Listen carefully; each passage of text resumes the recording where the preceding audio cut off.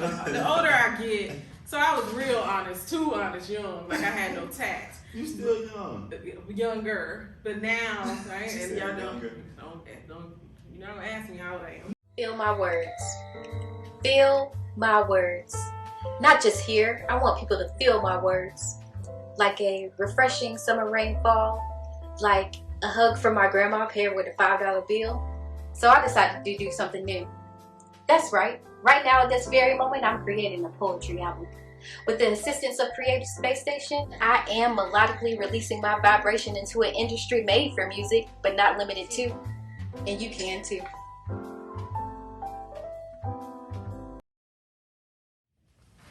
You know, this is stuff about me. Wait, well, you don't want me around. So That's who I am. You have a discerning spirit. A discerning spirit, don't you?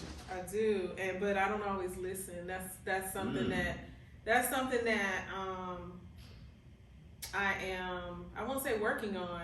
It's something that I'm praying about. Okay. I have a very discerning spirit. Even my friends tell me that, like, does this person know how discerning you are? Right. But I'm still human, obviously. So Yeah. I'll say, okay, are you tripping? Like, are you being paranoid? You know, that Right. sort of a thing. Yeah. Why don't you listen to it? So my discerning, because like I said, like I'll question it. I'll be like, maybe I'm being too paranoid, or maybe, just questioning yourself. Like maybe I'm looking too deeply into, and so it's just a second guessing. So majority of the time, when you ask yourself that question, are you tripping and being paranoid, or is it like, yeah, I was on point? Usually I'm on point. Yeah, like when it goes back to it, and that's the season I'm in right now. Right. Like, okay, intuition, right? Some people call it intuition, some people call it Holy Spirit. Right. I believe God is in our instincts. That's one of the things I've been saying for years. But so many times we question our instincts, and you know the right thing, but it's just that human side, especially because I used to really be a people pleaser.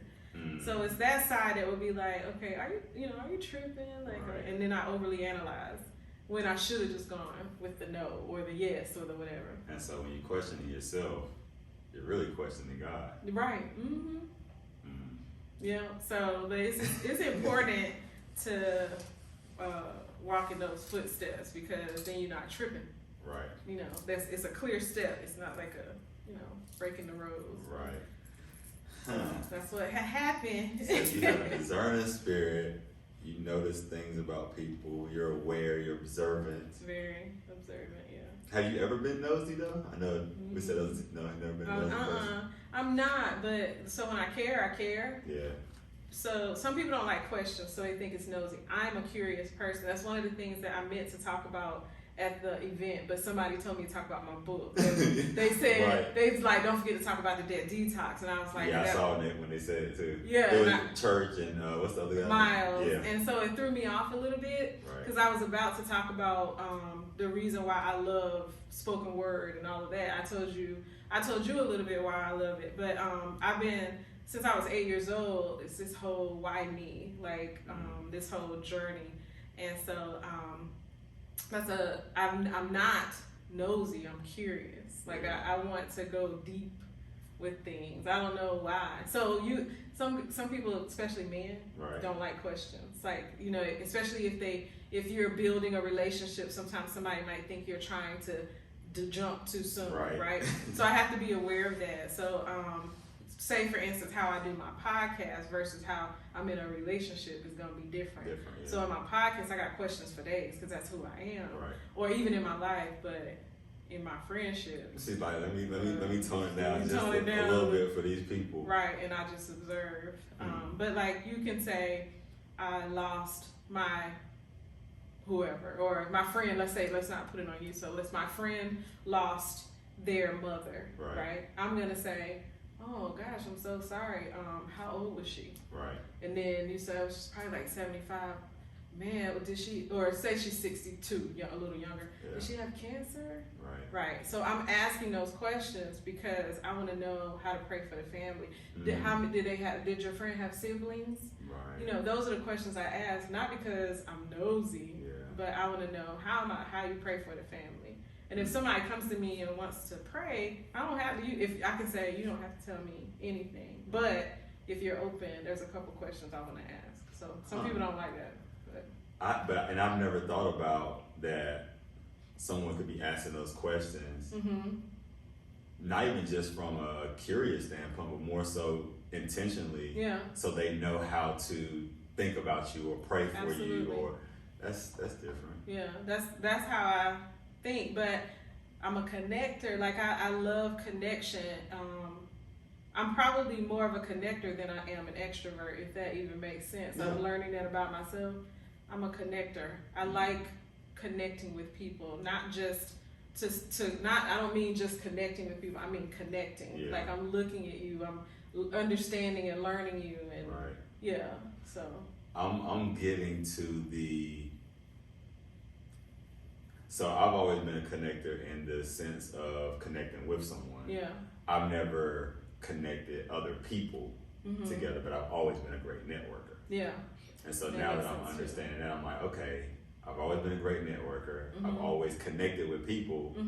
So now the third part, let me just put that piece in and start connecting connectors and connecting other people. Be a bridge. Yeah. Yeah. So that's kind of where I am at this point in time in my journey. Yeah, that's good. We need more bridge builders. Like I'm a bridge builder, and I love connecting people to resources, which is the same thing, connecting people.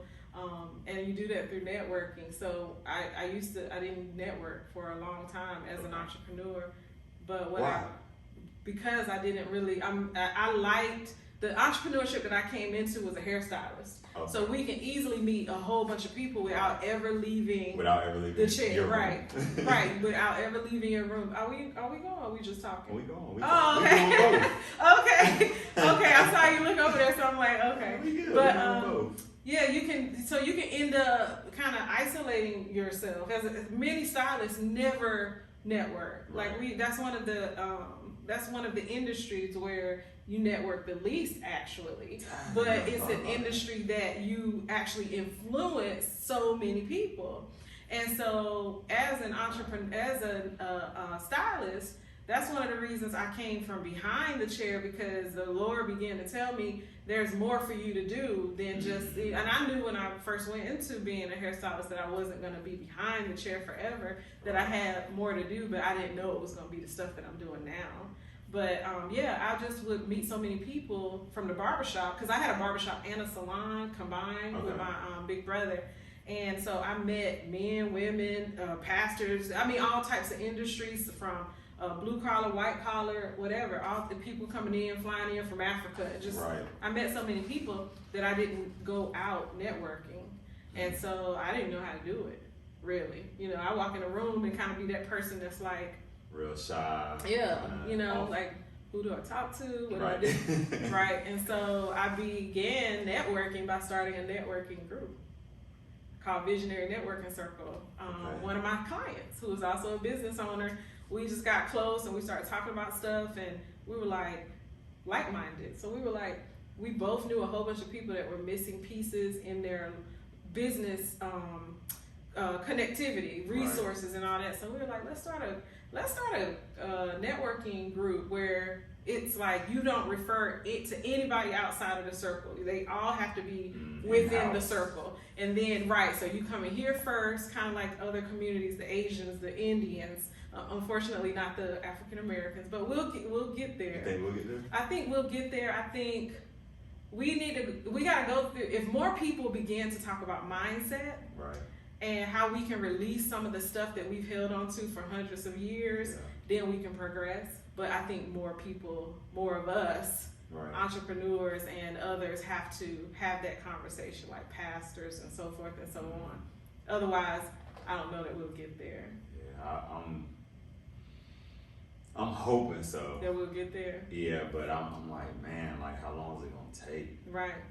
Well, what I heard a pastor say the other day, and I've heard this before, that integration was probably one of the worst things that happened to Black people. And I've heard this before. And I think when people hear it, because we're so progressed, when people, and I, what I mean? Okay, so when people hear it, it's like that's too rough, right? But when you think about the power of understanding and knowing your people and yourself, and as a result of really knowing, understanding, and now creating relationship and loving, then you have a different sort of pride, right? And so now you're building your economy, your own personal economy, your own personal communities. It doesn't mean like we don't want to be around others, right? And so I think that's the thing for even me. For years, I was like, what? Like segregation, integration was better. Segregation was better. But when I began to study history for myself, study people, our people for myself, then I understood what the leaders meant when they said that. And so if more people, we need to learn more about history, number one. And then I think from there, we'll have a different sort of pride and overcome some of the oppressed mentality. Come on.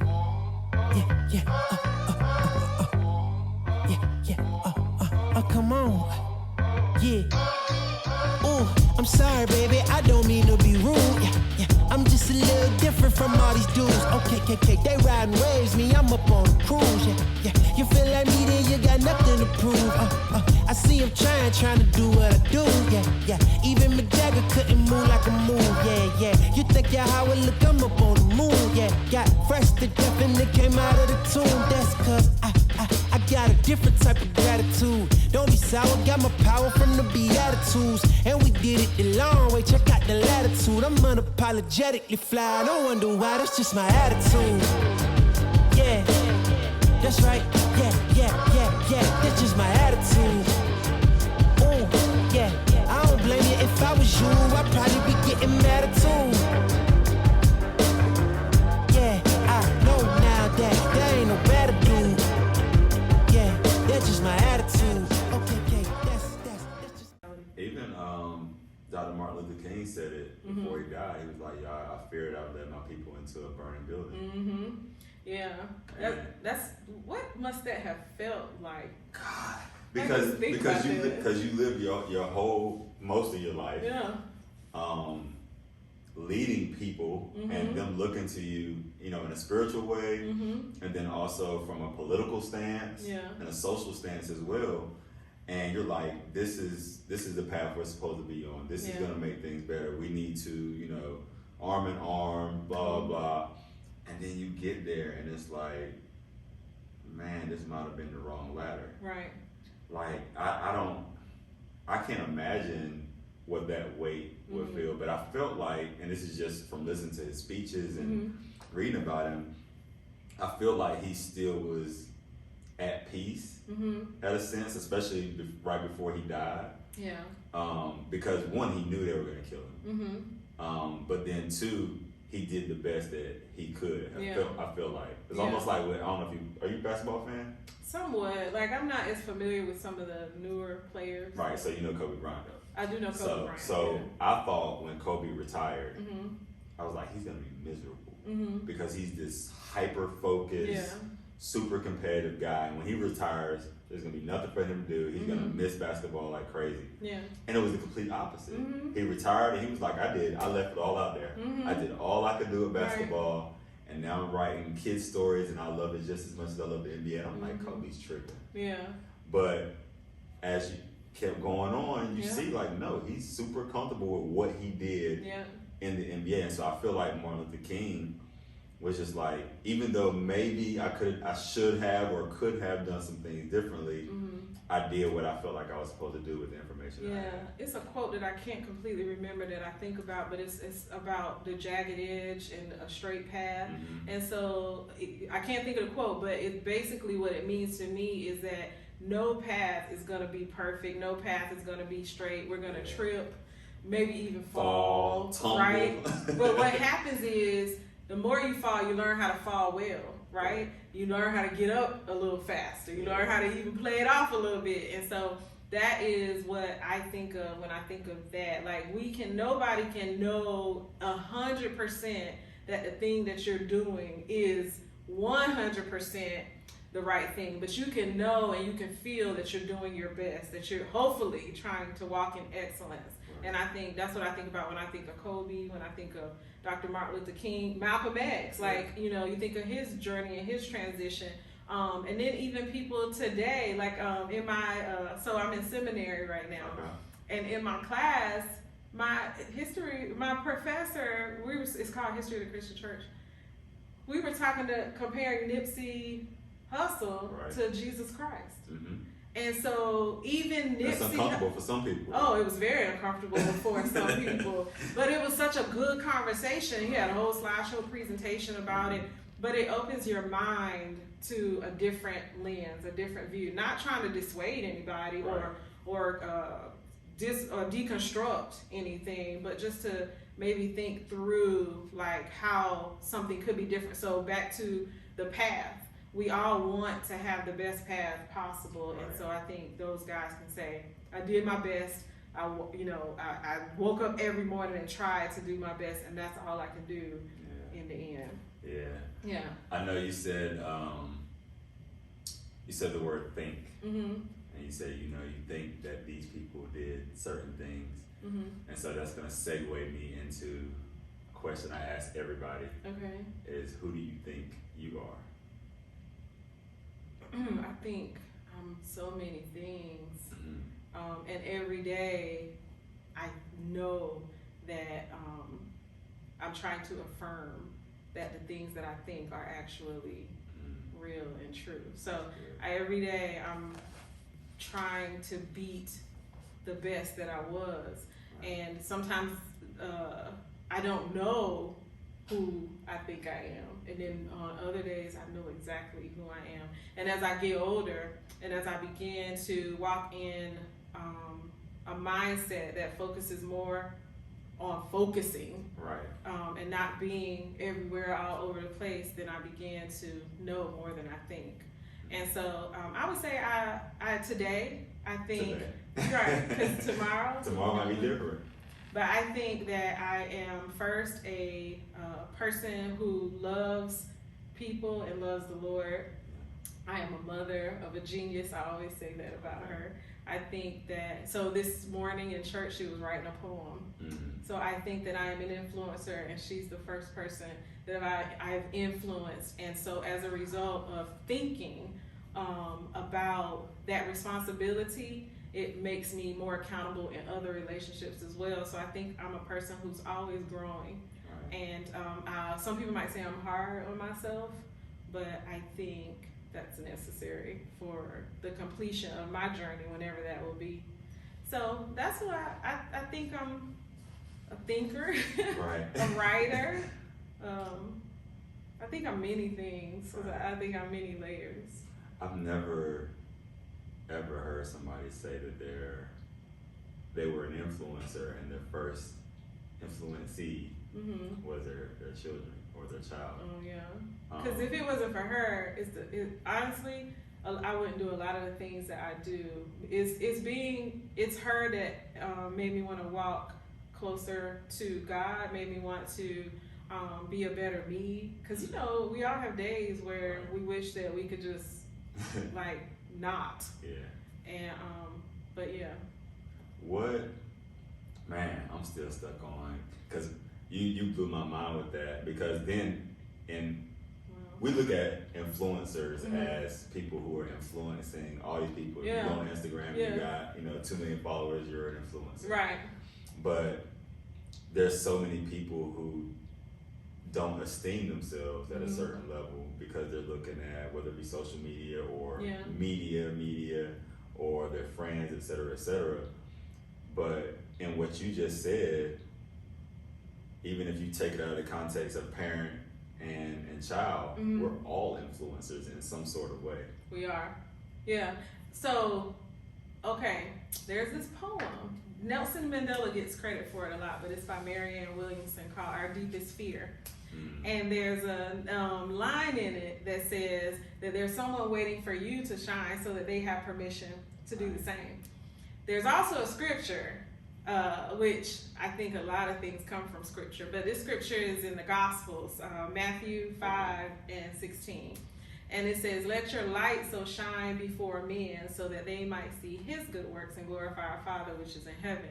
Right? And so I believe that the reason I do what I do, because like I said, there are days that you just want to not, is because of the fact that there is someone, I take responsibility, that there is someone that's waiting for me, just me. Like, how special would that make a person feel? That person that can't embrace themselves, that nobody's ever told them that they were beautiful or talented or, you know, just whatever, but to realize that, let's just have one person to tell you that it is because of you that somebody's world is going to be changed. You know what I mean? And so for me, that's why I continue, why I do. So I have my daughter who, like I said, is my main, but what about that other one? I always tell people, focus on the one.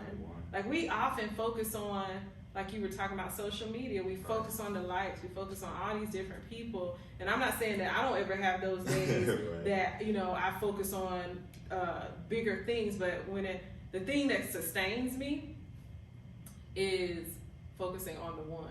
Yeah, focusing on the one. Yeah, like the event the other day. Right.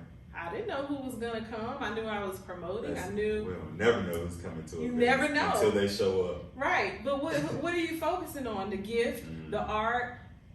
If one person, two people, five, you begin to say, I don't know about you, but you begin to say, if 2 people come, I'm good. If 5 people come, I'm good. Right. Oh, okay, now 5 people have bought tickets. If 10 people come, I'm good. You know, and so, but it never ends. Right, but what happens for me is I focus on the one. So if one person, then they can tell another person, they can tell another person, who knows what's going to happen. But if I make it too big, then that's what it is. It's too big, it's overwhelming, and it's not the point of it. Yeah. It's not the point of it. So I had a friend, and I was just talking about him not too long ago, my guy LC, Lamont. When I first, I did my first Inspired show, and then I was gonna quit. I was like, I'm not doing no more of these. But then fast forward, 100 days later, did the second one. And the second one was where I was like, yo, I got something, right? Yeah. But then I was feeling myself. Okay. About a week and a half, because the show was so electric, right? Packed out the room, it was like 200 people there. We had double the numbers from one show to another one in 100 days. It was like, yo, this. So I'm talking to him, and because I'm feeling myself, he was like, bet, so when's your next one scheduled for? So I'm like, yo, we're doing Valentine's Day. We had that one in November, right? And so I was like, but I don't know if I want to do it. He was like, why not? I was like, I don't know if I can top that right now. He was like, you don't know if you can top it. He was like, why do you even have that mindset? He was like, you must be feeling yourself a little bit. And we could talk to each other like that. So I'm like, it's dope. He was like, listen, man. He's like, first of all, bring yourself back down. He was like, but secondly, he was like, you don't ever have to top what you did. He said, just focus on what you need to give to people.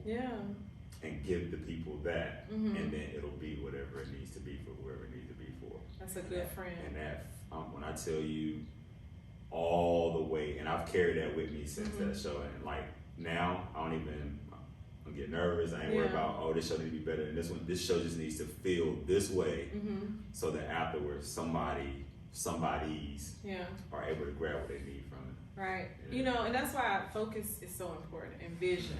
Because if you are a person that believes in spirit, whether you believe in Jesus or whatever you believe, like, or intuition, whatever it is, there is, obviously you know what I believe, which is Jesus. But so I grew up on Jesus. You grew up on Jesus. Grew up on Jesus. So, but there is a vision, something that was given to you, right? So many times we get away from the vision, like that is a distraction from the vision when you begin to focus on the numbers, right? The vision was to portray this, to share this, whatever it is. And how I think we fail, now of course we want the seeds filled, but how I think we fail is by getting off vision in whatever way it is. It could be somebody coming and saying, hey, I think you should do this different, or hey, that, or whatever. And we then find ourselves wrapped up in some everything sort of else. And then what we're supposed to be focused on. So I tell people, so often, and I don't talk about these things as if I've not experienced, like I'm the first person that we know. I know I've gotten off vision, and later was like, yo, let me get back on vision. But in anything in life, if we go back to the vision, then we have success. Yeah, we're on pace. We're on pace. And I think that is super important. I know, just thinking about how my mind goes, I always be like, yo, I don't, I really don't care. And you know what I'm saying? And I don't. Because I'm like, I know what work I put in, I know what I'm supposed to be doing, I know I'm doing that. But then I creep over to the website and be like, all right, how many people bought VIP tickets? You know what I'm saying? Yeah. And so I had to get myself to a point where, like, I wouldn't even check tickets. Like Crystal the Muse, she was just like, Mr. Hill, get off the website.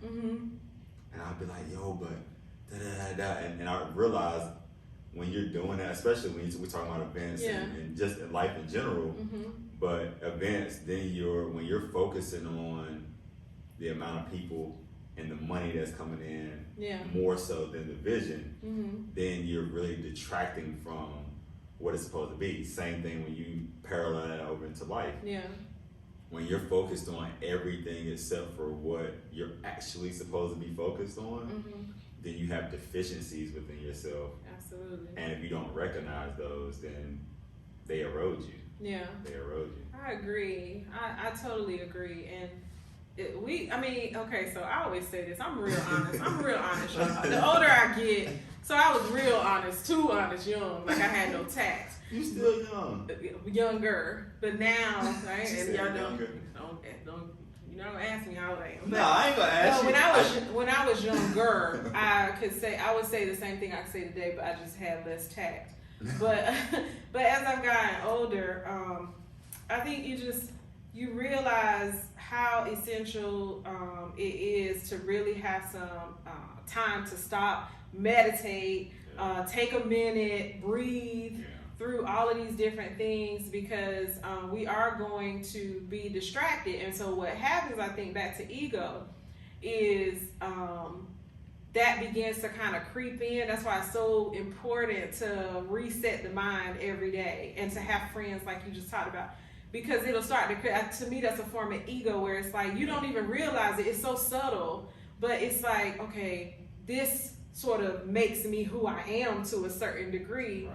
And so did the ticket sell, and it's like, but it's not about you. It's not about you. And so that's what I tell people in a soft and loving way as I can when it comes rubbing it back. Right, in a soft, about so many different things that they have hang-ups about, and continue to make sometimes mistakes, and sometimes fears, like stay in their fear, because it's ego. You focus so much on yourself that you can't get beyond you enough to serve and give and do. So it's supposed to be doing. Right. And I mean, we all have it. We all have ego. We all have, and it's not a bad thing all the time. Right. Sometimes you need it. Sometimes you need it, yeah. But in situations where it's not serving you in the capacity that you're supposed to serve, then you gotta check yourself. Yeah. So I love you mentioned his name, LC, right? Yeah, I love friends like that, and relationships. It's good that you can hear that too, because that says a lot about you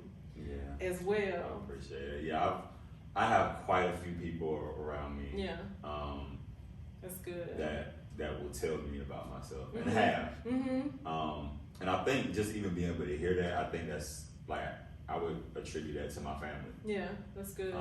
The way I grew up, like, it wasn't just like, I know my dad and me and him are estranged, so we don't talk, but I know I still credit him for certain things. And he told me, he was like, listen, as you become a man, people are gonna say a lot of different things to you, He was like, they're gonna have a lot of advice. He was like, always listen to people. He was like, and then with your own mind, evaluate what they said, and then you make your own decision. Yeah. And so I've lived my entire life like under that guise of, okay, what do you have to say? Like I'm listening. Yeah. And then it may not make sense to me in the moment. I'm like, man, you tripping.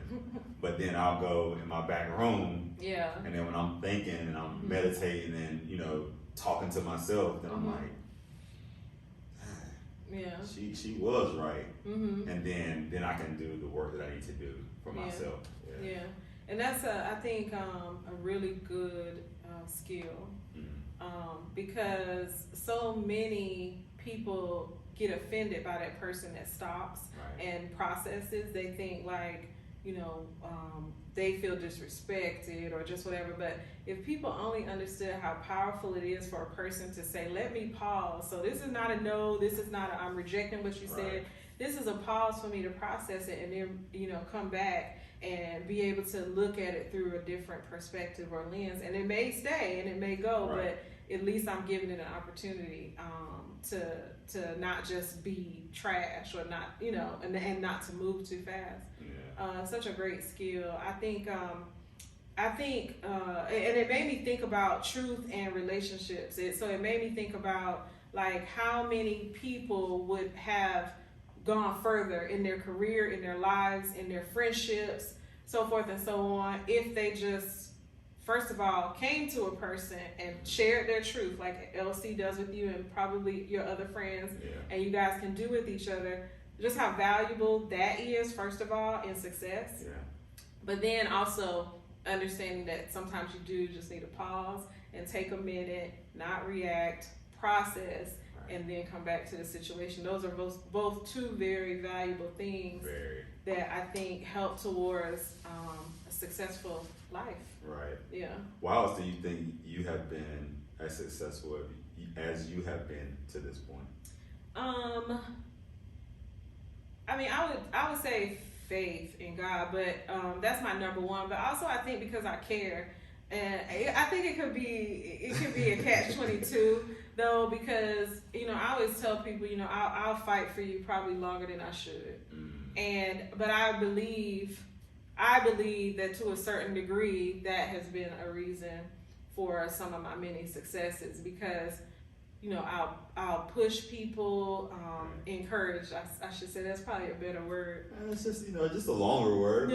Synonyms. That's why you pushing people back. But I'll encourage. Probably when sometimes people have not deserved my forgiveness, I'm gonna always forgive. Ooh, do you hold grudges? I don't. I actually can forgive and forget. You know how people say forgive and forget? I won't be stupid, but I can actually forgive and forget. Like, have you always been able to? Yeah, wow. I have. But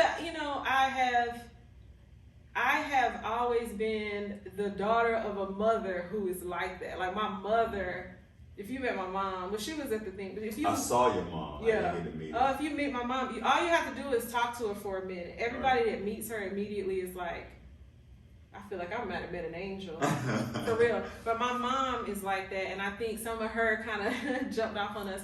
But I think I've been able to forgive and forget a lot, and I think it hasn't served me sometimes. But in the end, I've grown from all the lessons. So there's so many things I think that make up success. Consistency is so. These days, it's very few people that are consistent and at all. And with a straight face want some. A straight face wants this ain't happening. Such and such. You haven't even been consistent. Right. Yeah. Consistency is key. And not just like consistently marketing. Say for instance, you're a business owner, or consistently doing something. But just being consistent in your actions, like what are you doing daily? Like consistency, diet, lifestyle, whatever. Consistency really, for me, has been a major part of the successes that I've had. So you brought your mom. How is your relationship with your mom, and has it always been pretty much the same way throughout your life? So my mom, single mother of 3. She early on, I think, had some struggles because my father died when I was only like 5 months old. They had just gotten married a few months before that. That's crazy. And so I think as a result of some of the challenges in her life, she went through a spell where she kind of separated her. She was almost separated from her spirit, like from, you know what I mean, from her viable spirit. And so early on, we were loved, but the love that I get now and through the years, it definitely, you can tell the difference. My mom's very loving and affectionate, and just, I remember being in college and I got into Sigma, Tau, Omega or something. It was like some International English Honor Society. Okay. And, you know, it's just some little meeting in a room, you know, college, and you get the award. She came all the way from Raleigh to Elizabeth City, which was 3 hours at that time. I went to Elizabeth City State University. And just for me, just spend that 20 minutes and then drove back to Raleigh. The way my mom loves is unlike any person I've ever met in my life. The little things, the showing up, the calls, the now text, so she learned how to text years ago. Just, I love you. So definitely a progression. When I was in high school, you know, the normal, I'm starting to grow up, so I want to spread my wings, and she's clipping them a little. But probably by 19, it was really only maybe 2 or 3 or 4 years of a little tension. But by 18, 19, I just adored her. And ever since then, we flourished because I saw all the sacrifices. Yeah. I remember her paying my tuition, and I knew she was a single mother, educator, early childhood education. Wow. So you know she wasn't making a lot of money. Yeah. And there's 3 of us. And she was paying what she could for my freshman year of college. That I just love. I fell in love with my mother in a new way. Wow. Over and over again, just watching her sacrifices. So yeah, that's my boo. Right. That's your boo. That's my boo. That's my boo. And we're all like that. Like all of us, all of my siblings. Right. We're all like that about her. Yep. I can only imagine that when someone becomes a parent and they know, like, yo, I want to be the best parent I can be, to be able to know that, you know, as they're getting older, that's the impact that they've had on their child. That's the influence that they've had on their child. Because there's so many parents, and I've talked to some, you know, older people who are in their 70s, 80s, 90 years old, and they didn't have their relationships with their children like they wanted to. Yeah. And then they have so many regrets about so many different things, and even younger. Yeah. You know, so I know that has to be like, yes, like this, life was good. Yeah. Even though, you know, it had its twists, its turns, ups and downs. Definitely. And she looks back now and says, like, she wishes, I think every parent will, like, oh, I wish I hadn't, or I wish I did, or whatever. Right. And she has those moments, and she'll apologize. I'm like, okay, mama. Right. My mama did the same thing. Like, does she? I'm like, Mom, you did exactly what you could do and need to do at that particular time. Absolutely, because some of that wisdom, you know, she might look and say, oh, I was too strict. But I think about the fact that, you know, really? Oh my, yeah, I could make all A's and she wouldn't let me do certain things. And I'd be like, I could do all the dishes, you know, all my chores. I was one of those trying to be perfect so I could get out the house, whatever. And she was still, I've had my friends' parents call her and say, can Kim come over and spend the night? Nope. And so, but hindsight being 2020, I'm like, thank you, because some of my friends who I love dearly, not to say nothing bad, but some of the choices that they ended up making, I didn't even have the option to make because I wasn't there. And I am grateful to my mother for that. At the time, I was mad. Mad as hell. As I don't know what, but I'm grateful. And then one thing she did when I was a little girl, and I ain't mad at her, but I know I never did it again because I'm gonna tell you this little quick story. So I was about 5 or 6. Okay. Always been independent. I used to watch my grandma, everybody cook. And so my friend, she was kind of like my play sister. We said we were gonna surprise my mom and make her breakfast in bed. Well, you know that generation of moms, you don't play with the stove without adults. But we made breakfast and we didn't burn anything. We made some fried bologna. You know about that fried bologna? Bubble it. Perfect. I don't either. But yeah. I don't eat meat. Bologna, egg. What? I don't eat meat. You see, he falls. That ain't my ministry, as they say. I don't eat meat, but bologna, egg, and cheese. Bologna. Yeah, back in the day, the bologna. We made her toast and we made her scrambled eggs. We didn't burn anything. Right. But the fact that we weren't supposed to be cooking, we got in trouble. Yeah. And so that's something that today she apologizes for. Not today physically, but like probably a few years ago or so. She was like, I'm sorry I spanked you for that. And that is one of the things that I was like, you know, I get it as a parent, you know, like the kid is not supposed, right, you're not supposed to be touching the stove, all that stuff. But one of the things that I decided that I wasn't going to do with my daughter is, as she explores, like say for instance, she did that for me and she didn't burn anything, everything was fine. I would give her the lesson as opposed to the punishment. Right. So I would say, thank you so much, babe. This is so good. This is amazing. But make sure to check with daddy or somebody else before you're in here on the stove by yourself, because anything could happen. Right. So I wouldn't like discourage her from doing it again, because what I was saying is I never did it again for her. Mm-hmm. Like I never tried to surprise my mom with breakfast in bed. Right, because that was a wrap. He was like, yeah, oh, that was a wrap. Cool. Right. I ain't getting no more spankings over and making you Right. So what else will I do that's good that is to try to treat you special that I get punished for? So that really stuck with me for a long, long time. So that is something that she apologizes for, but I just laugh. I say, Mommy, I'm buying you as much as I can now, right. So you good. My mom did the same thing not too long ago. Because my mom was strict. You know what I'm saying? I was the oldest in the house. Mm-hmm. And so when I started being able to do a little bit more, of course, my brother could do a little bit more too. You know, he was 4 years younger than me. And so we would always joke with my friends around my mom. And then one day, my mom was like distraught. Mm-hmm. And I'm like, Mom, she was like, I'm so sorry. And I'm like, Mom, like, we for real, but we joking. Mm-hmm. You know what I'm saying? I'm like, yo, like, do you? And I started naming some of my friends. I'm like, remember him? Like, he been in and out of prison his whole life. You remember him? He's been on drugs his whole life. I'm like, and like you said, I didn't use those words, but like I didn't even have the option to do certain things. And then the things that I did have the option to do, I just was like, nah, I'm good, because my mom had, and my family had instilled in me, like, absolutely, that's not what you need to do, and this is why. Yeah. And that's that. Yeah. Foundation.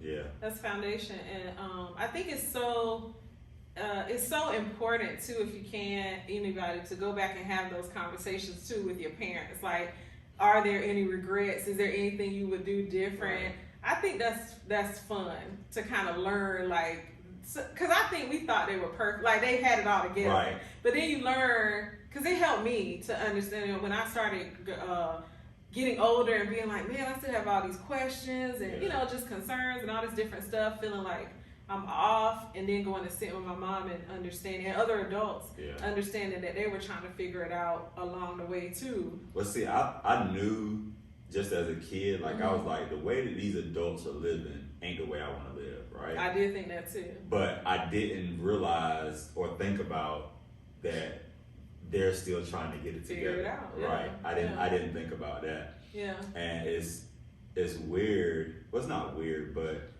like I think about how you said you did that for your mom. You did like I never did anything nice. Like think about I never did anything nice for my mom. Really? Like me and my mom didn't really get tight for real until I was maybe 23, 24 years old when we really started getting tight. And it wasn't because of her. Right. Because my mom, every basketball game I ever had, I think she missed one basketball game my entire career, like ever. Super supportive, always made sure we were learning this and that and the other. But I wasn't that kid. And I wish I wish I had been a more supportive son. I wish I had been more loving, you know what I'm saying? Like I didn't do any of that stuff. Yeah. And so it's weird that I even have those thoughts versus the thoughts that other people have, vice versa, where the parent is like, oh, I wish I had did this. Yeah. So, that's cool. Like you wish that you could go, what would you have done different as a son to show her that you loved her? And I could, and my mom is super simple. She chill. Like I seen her when Thanksgiving, went to her house. My mom was a sports girl. Okay. So, like I said, she was at all our sporting events and stuff. Man, my mama cooked and we watched the football game on Thanksgiving. All right, mama. You know what I'm saying? So, like, stuff like that, it's super simple to, like, I could have playing basketball. They called my name for the starting lineup. I could have ran over and hugged my mom, kissed on the cheek before the game started. Like, love you, mom. Like, something as simple as that would have made because she's there for everything. Yeah. Oh, I was a terrible child. But I think if you said that to her and she heard that, like, it would, I don't know, the way that we are, especially, you know, as women, but as moms, like that would probably just make her whole life. Have you told her that? I haven't told her that. You should tell her I just that. thought about it, actually. Yeah, like, because it says a lot about her as a parent, too. Yeah. Like that now I have produced this child that now thinks about, you could be thinking about so many other things in your life because you have stuff going on, but she's thinking about how you could have been a better human to her. Like, that's pretty solid. I love my mom. Tell your mama. Like, I love that. Yeah, I love that. And so, cause we beat ourselves up, and I'm sure she, you know, like you said, she has those, I wish I would have done better. Yeah. But to know that you say the same thing, like that's pretty powerful. What made you, because you said earlier that you are in seminary school. Mm-hmm. What made you want to go into seminary school?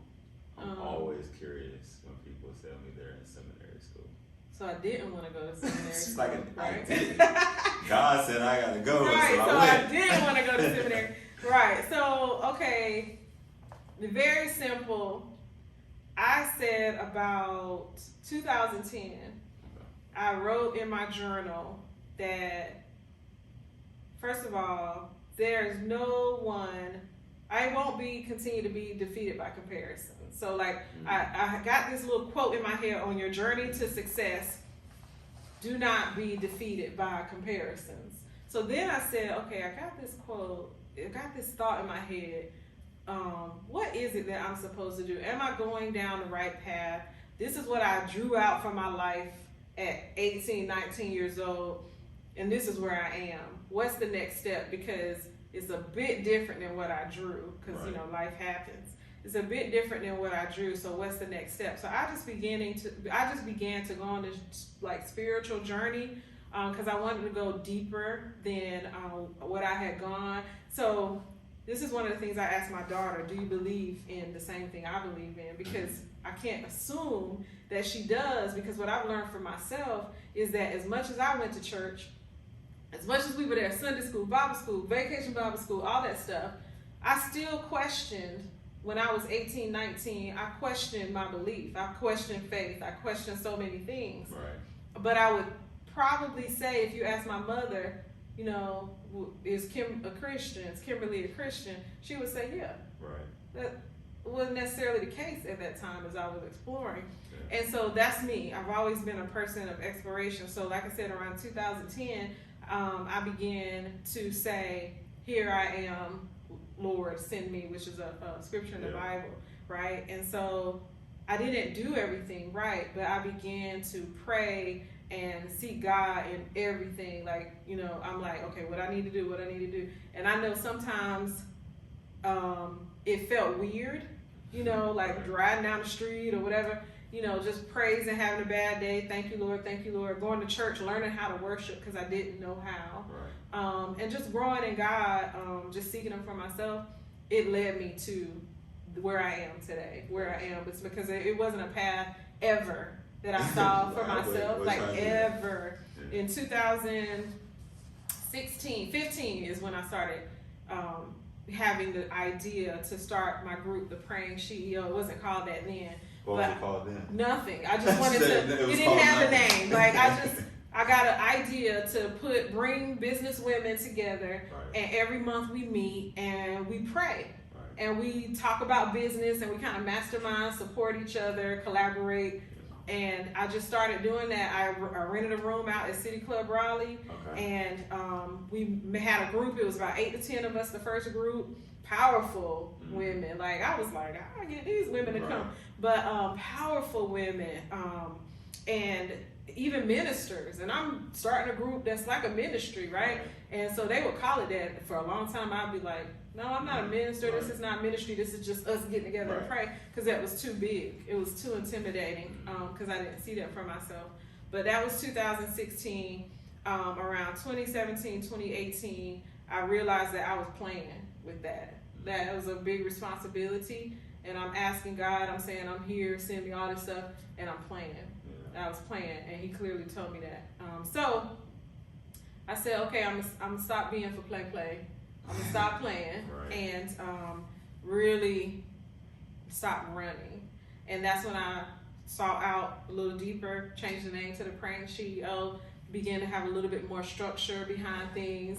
Start a little Facebook group because that's what means structure, right? No, anyway, that's structure. Yes, that's the nail in the coffin. The when business you're serious. Facebook group too. Yeah, I'm playing. Yeah, so I started a Facebook group, started recording the prayer, just different things, treating it more like a real thing, and from there, just doing more things, praying more, seeking God more, and as I was working with my mentor on what my calling. I'm putting it in quotes because people call it different things.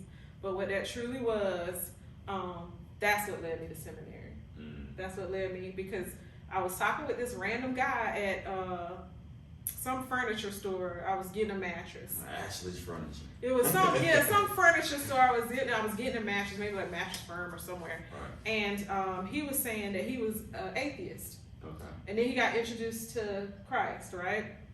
And then he just had this hunger. He was like, I didn't know what I wanted to do with my life, but I knew that I wanted to know more about God, because if I am sitting here just reading the Bible and I'm supposed to be this sort of a vessel or, do the work of the kingdom, then I got to know more about Christ. So he was like, I don't know what my next step is, but I know that my purpose is to live out this, life, to learn who Christ is and to share it with others, right? Simple. And just that conversation made me have just a little bit of a dial in my next step. It was like such a random thing that it was an answer that I didn't even know I had asked, but I'd asked so long ago. So that's what made me say, okay, I'm gonna go get I didn't even think of it as seminary, which is funny. I just said I was gonna get my master's of divinity. That I wanted to learn deeper and go deeper when it comes to those things. And one day somebody said that, like, oh, you're in seminary school. And I was like, I didn't even think about that word. My master's of divinity. Master's of divinity, right. It's the same thing, right? It's the same thing, but the mind, when you hear something, sometimes it gives you a blow that you didn't. And that, when somebody said that, I was like, I'm in seminary. I guess I am. How long is seminary school typically? So the program that I started in, the Masters of Divinity, is 3 to 4 years, depending on how many classes you take. But I switched over to Masters of Arts and Christian Education because, like I said, I'm just listening, just walking, listening, and I realized that because I'm a teacher, I realized that I'm a teacher, and that's the direction I need to go. So that is 2 years. Gotcha. Yeah. And so when you finish, and what does that look like?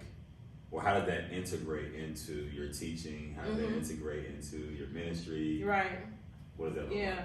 So for me, I'm already a financial educator, certified financial education instructor. Detox. Y'all get the book. Yeah. Oh yeah. The Debt Detox is my book that came out in May of this year. It's a program I've been doing for 5 years though, and finally made it into a book that is really like helping a lot of families.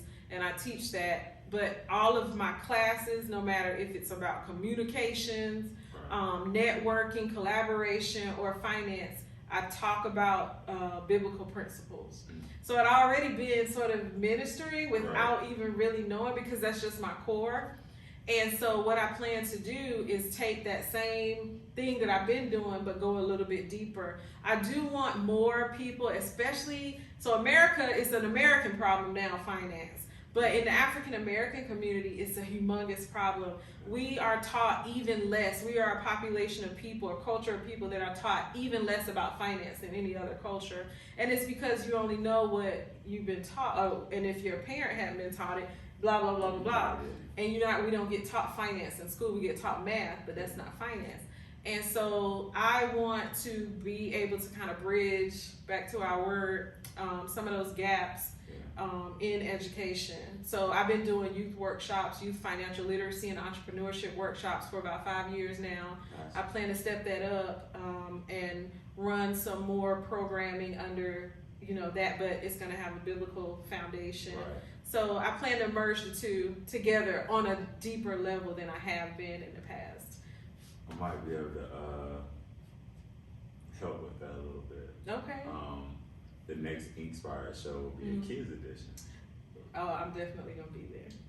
Yeah. But even prior to that, we're gonna do things a little different because we'll have auditions. And so part of the reason for doing auditions is because that'll expose so many more kids to a lot of programs that are needed, such as financial literacy, because they may not, if 500 kids come out to audition and I'm only using 30, there's a whole bunch of other kids that if there's nothing else there for them, they fall through the cracks. But if there's a financial literacy program, if there's some arts type program, if there's a musician, then they still have something and can gain some value from coming out other than, screaming and hollering on a microphone on the mall. I love that. So I love that because it's giving them a different access point to potentially change their lives that they probably maybe never would have been introduced to. And so just touching people where they are is valuable. And sometimes we don't think about the value of touching somebody where they are and what can come from that, and a lot of times we don't go with the thought of what we can give instead of what we receive. But my nonprofit, which I did the fundraiser for the other day, we work with a lot of youth to inspire entrepreneurship. Tell your nonprofit's name. Beauty 180. Beauty 180. Look, you forgot we talking to the camera. We're not talking to the camera. We talking to each other. I'm talking to you, right? Okay, Beauty so 180. Beauty 180 Incorporated is the nonprofit, and it's everywhere. Beauty 180 Inc. on social media. We'll drop it down. All right. So one of the things is to support women in transition and or families in transition. A lot of times the kids get kind of lost in the cracks. We're a lot of times focusing on helping the woman to get better, and a lot of things that will help the woman to get better is her children thriving also.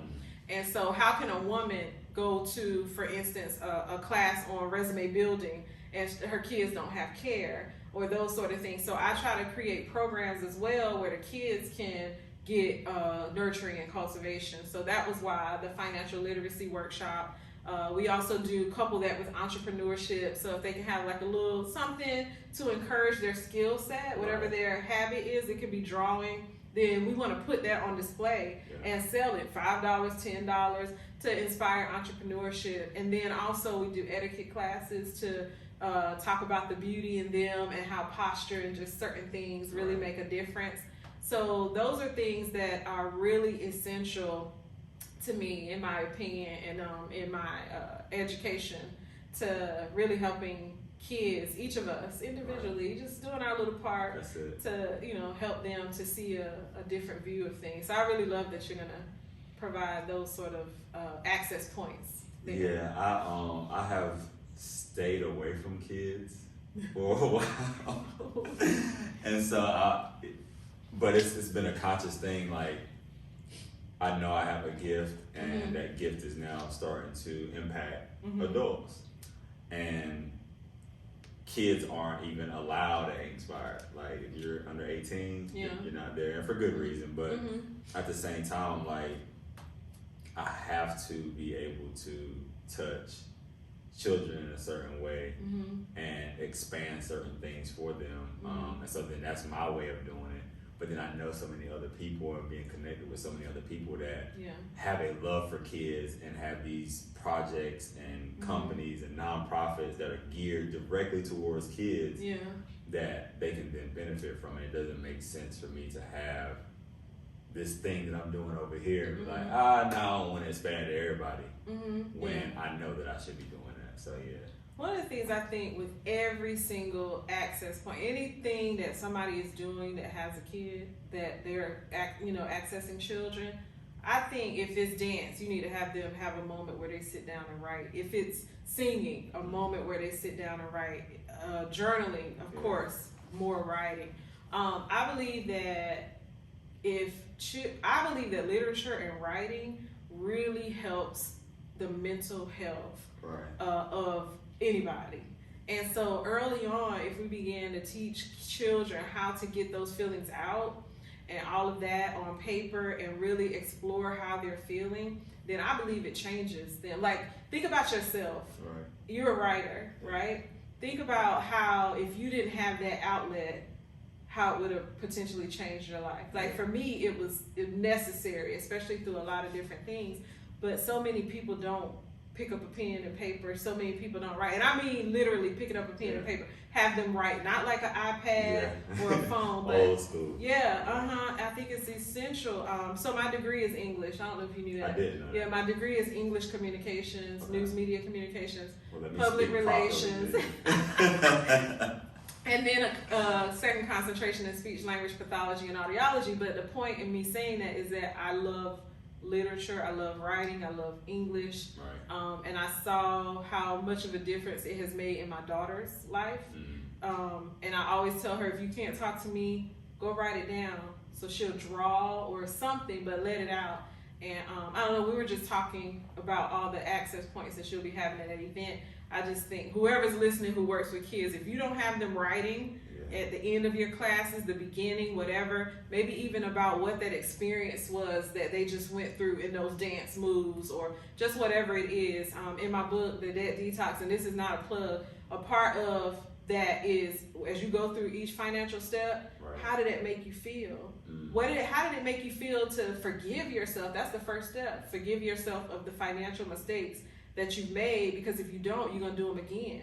And so you can't even, you gotta explore that step. What are things that you've done, co-sign for somebody or whatever, instead of rejecting the refund check, taking that taking that refund nobody check rejects in college, nobody rejects it, but they wish afterwards when you gotta pay those bills that they had, the different things that we've done in our lives to make financial mistakes that we still feel.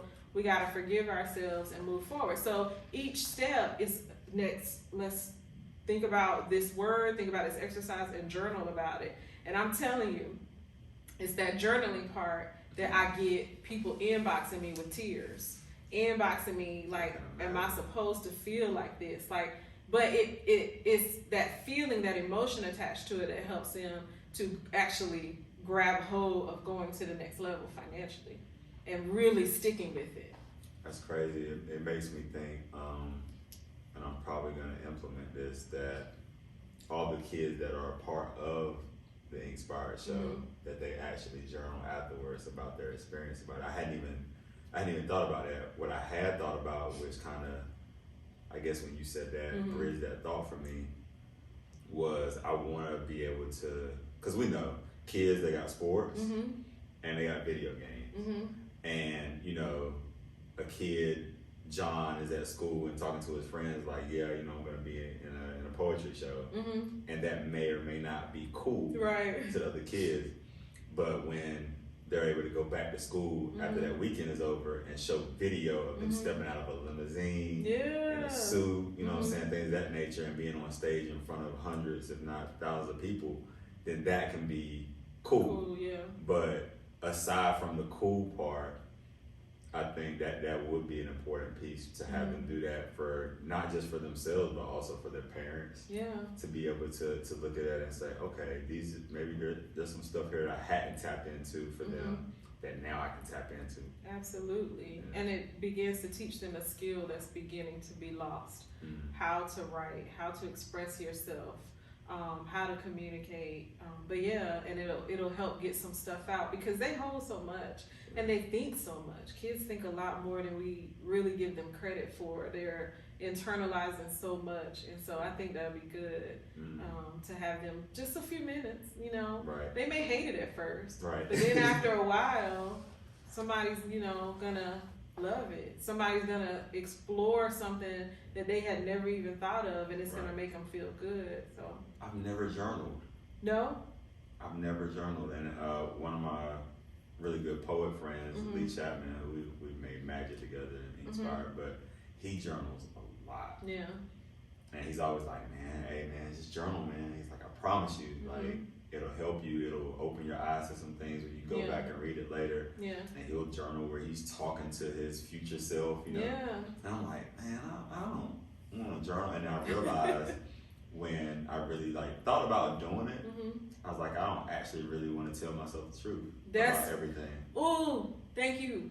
But that's why we have to journal, because how long can you live in a lie, right? For years. Right. People live in a lie for years, right? Just because they don't want to face it. Right. But when you journal it and you actually write it or say it, basically you're saying it, and you look at it, it's like you gotta face that and be accountable for that thing, and it helps you to grow. So why is it so? Because I'm truthful with myself, Mm-hmm. right? Mm-hmm. All day long, I'm in my head. Yeah. I know what's going on. Yep, these your flaws, blah Yeah. blah blah.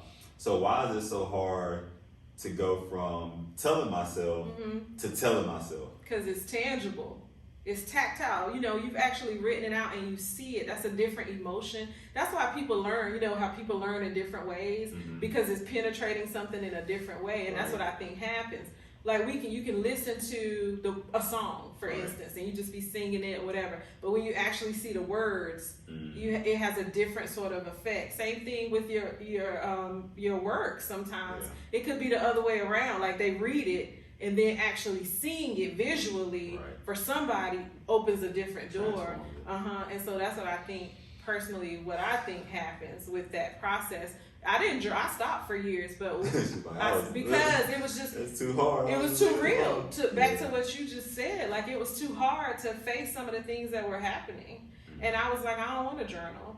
But one of the things that used to happen for me, I would journal, and then it would become a poem sometimes. You know, it could become a poem for somebody else. It could become a gift. So for me, it was also a creative expression. What? What was that? Because I'm always so like, one of the things I love about actually having these conversations with people, especially people that I don't know or don't know that well, Yeah. Is that I learn something about myself, or I confront something about who I am or who I am not. Yeah. And so that was just me confronting that again. That's all. That exasperation. Yeah. That's what it was. I love it. That's why I like conversations like this too. On my podcast, like I always tell people, like some people like prompts, you know, some people like questions ahead. I don't. And I don't either. I just That's like extra work, first of all. It is. Like, listen, just show up at, right, because to come up with these questions, I got to research you a little bit. But some people, I know that they're more comfortable with that, so I came up with questions. But I tell them, now these are, I do this because some it's people, just the foundation. Right? Some people need this, but I want you to come ready to have a conversation, because that's how the show flows. And as a result of that, you can potentially show somebody a whole different side of somebody that will make them want to reach out to them in business or just whatever, as a result of them kind of being pure or more transparent because of the conversation. So I enjoy it too. Because people see through the regular stuff. Yeah. I know. I just had a write up in an online magazine recently, and that's what they did. They sent the same questions they sent everybody else, and I was thankful. I appreciate y'all reaching out and we fill all this stuff out. And it was funny because someone else told the company, like, hey, you should reach out to this person, and I guess a different worker or whatever didn't realize they had already ran a story on me. So they reached out. I'm like, hey, I appreciate you reaching out. Y'all have already written me up or whatever. I was like, but I know the questions that you guys have are pretty standard, and like if you want to get into some more in-depth stuff, then I'm super down for that. Right. And even like with certain interviews where people be like, I want to interview you about Inkspired specifically, I'd be like, if they haven't been to a show, I'm like, because I already know what every single question for the most part is gonna be. And I still appreciate it like all the time, but it's different when somebody's actually experienced the thing that they're asking someone about versus when they're just asking just the general, so what made you start writing? People need to hear that because everybody, blah, blah, but it definitely allows you to get more in depth and more real. And then people that are watching can peer into that. Yeah, that's true. I just got some feedback from one of the co-hosts of my TV show, Love and Flow. And she was saying that that's what people love about our show. Like, we're just authentic. Like, so we have a little guide of what we're going to talk about, but we're very open to just like, okay, so we tell people, if you're going to switch a little bit from what you said, just don't talk too long. Right. Because then we're going to lose people, because you talk about this story too long. But other than that, like, I want to be shocked sometimes too. Like, I want to, like, oh, for real, that happened, you know, and they see the authenticity. And it also helps us to create a deeper bond because it's almost like a fireside chat sort of feel that we also get to discover each other. So that's also what happens. So my podcast is called the Ultimate Fan Podcast, Friends Accountability Network. And that's the one that I was saying I want you to come on, because why I call it Friends Accountability Network is because at the end of it, that's how I feel. We've had such a great conversation. Yeah, we cool. We like friends. Yeah, we like friends now. Right. And then that's the thing, when you have that sort of a connection mindset, like, let's just connect, then that is sort of a friendship. You know, now I'm not saying I'm gonna let you, you know, like, take my credit card and go up the street, and you know, but I'm saying, like, I trust you in a different way than if I just came with some staple questions or you gave me questions to ask. But we can actually learn each other and have a conversation and it be authentic. I've literally told some people no that were like, hey, look, okay, you know, send me some questions that you want me to ask. I'm like, first of all, I want to do your job. Second of all, like, that's kind of boring to me. Like, make me sweat a little bit. You know what I'm saying? Make me think. Yeah. Make me spit out some gems that wouldn't have came out if I'd have been sitting with somebody else. Right.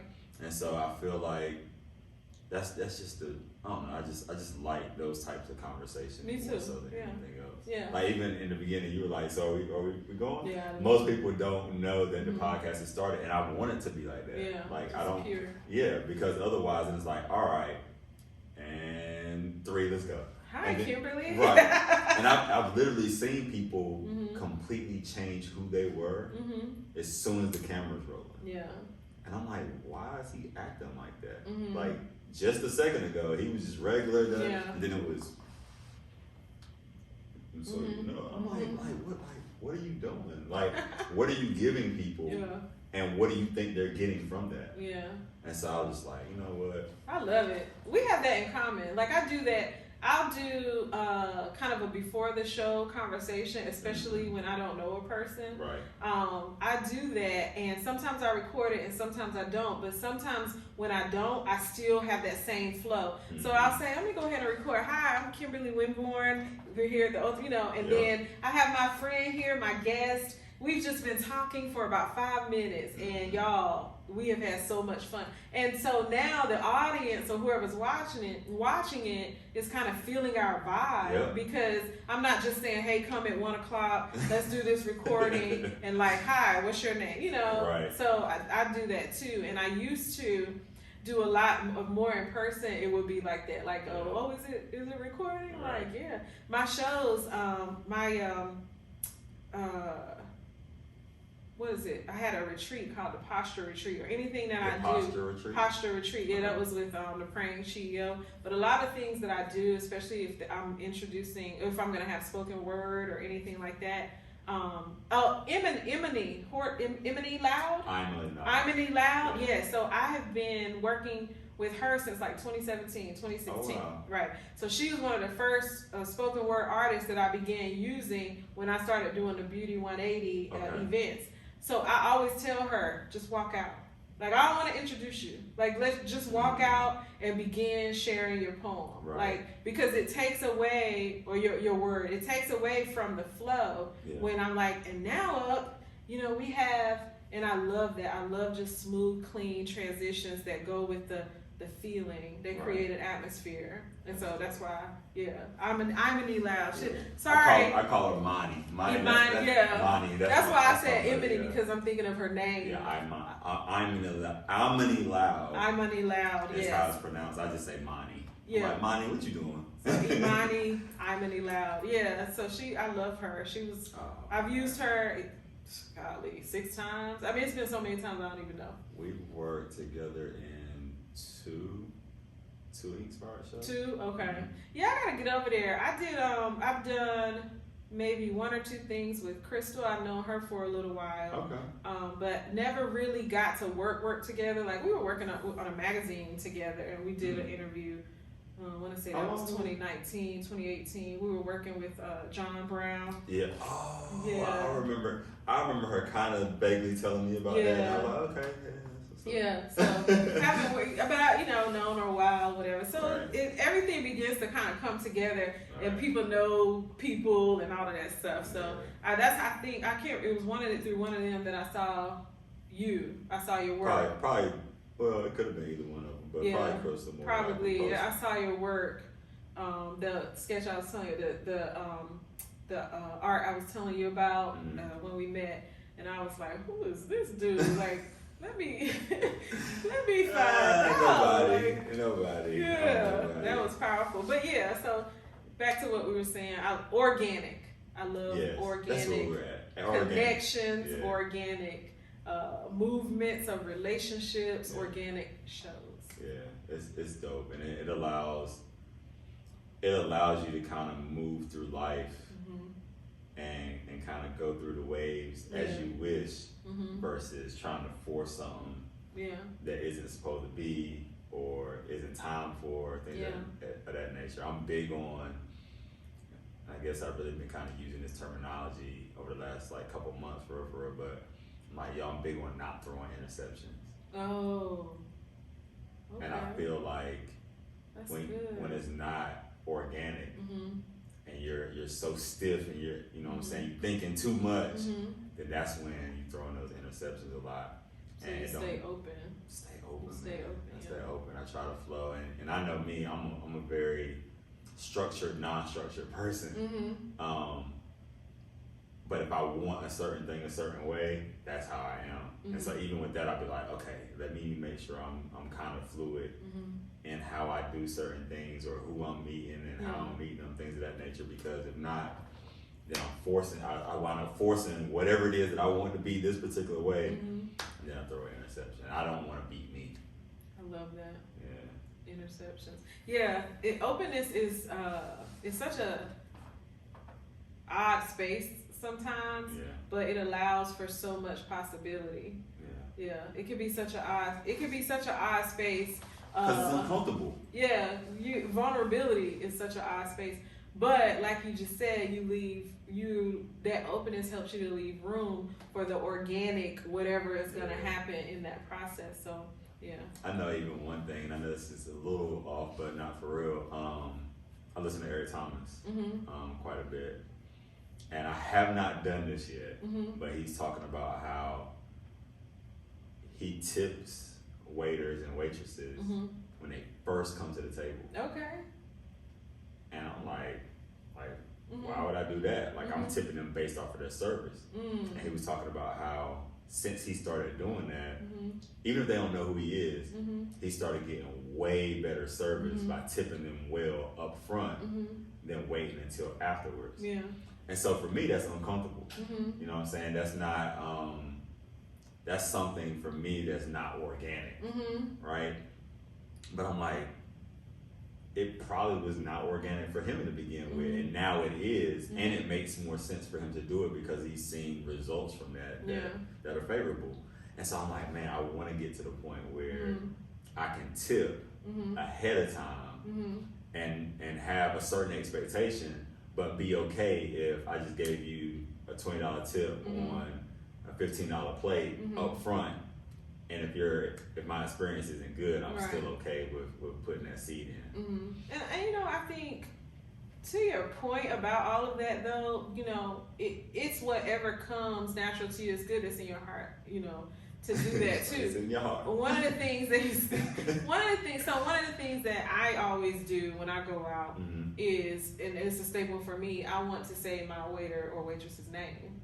Like, I do that too. I want to make a connection, right? And throughout the whole meal, whatever, I want them to know that I realize you're doing other things. So, thank you for taking care of me. Right. But I do realize you're doing other things. So I always say, whenever you get a moment, whenever you get a moment, that's something I say all the time. Whenever you get a moment, and I notice that makes them come back faster. Whatever. So it could do the opposite. But she said, whenever I get a moment, I got a moment. Like, whenever you get a moment, I know you're busy, and they're always like, no, yeah. So just it's little things like that a person feels kind of appreciated too, that I think makes a difference. So everybody has their thing. I love that he does that, but I guess if it wasn't enough, he would have to tip on the end too, huh? Like if it was right, and you know, it's ET, so he right. probably tipping well, you know what I'm saying? Or he's tipping a decent amount with the expectation to then also tip later on as well. Yeah, I like that. But I know, you know, there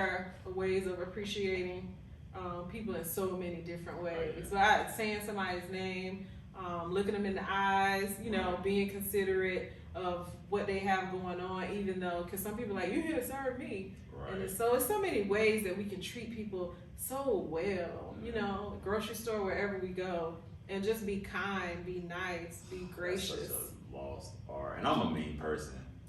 but I am mean, but I'm only mean when you make me mean. Oh, okay. But it's in me, and I used to be mean for no reason, so it's there. But now I'm only mean when you make me mean. I'm like, yo, like don't do that, like, cause I'm gonna turn into the Hulk, and then you're gonna think I'm the worst person in the world. But kindness is a lost art, and it's something that people have to like actually work on doing, because a lot of people's tempers. Because they have, you know, people got things going on, you know, their toothbrush fell in the toilet, you know, their mama died, like, you know, all these different things that are going on in people's lives, and then they just start snapping on the person at Starbucks because they gave them the wrong cup. Right. But then that person's mama might have died, or they might have dropped their toothbrush. That's why we have to always be, you know, aware of our own actions, you know, like you said, somebody make you mean, like, you know, I could say, can anybody make you do or be anything? Like that's a choice. They provoke me and make it easier for me to be mean. But then you still have the option to act in a specific way. So I don't know, like I get it though. Not saying I don't get it, like I'm like, oh, you know, like I get it. But yeah, like I think one of the things I'm always saying, be kind, and it's speaking to myself as well as others, because like you said, it is sort of a lost art, just like communication, just like, you know, a few things. Indeed. In the beginning, I asked you who you think you are. Now as we close, I'm going to ask you who you think you will be. It's such a good question. I think that I will be everything that I speak into my life or speak out of my mouth. I think I will be the things that I believe for myself. I believe that we are limitless, right? And I believe that we can, we can demolish, set ourselves up for failure.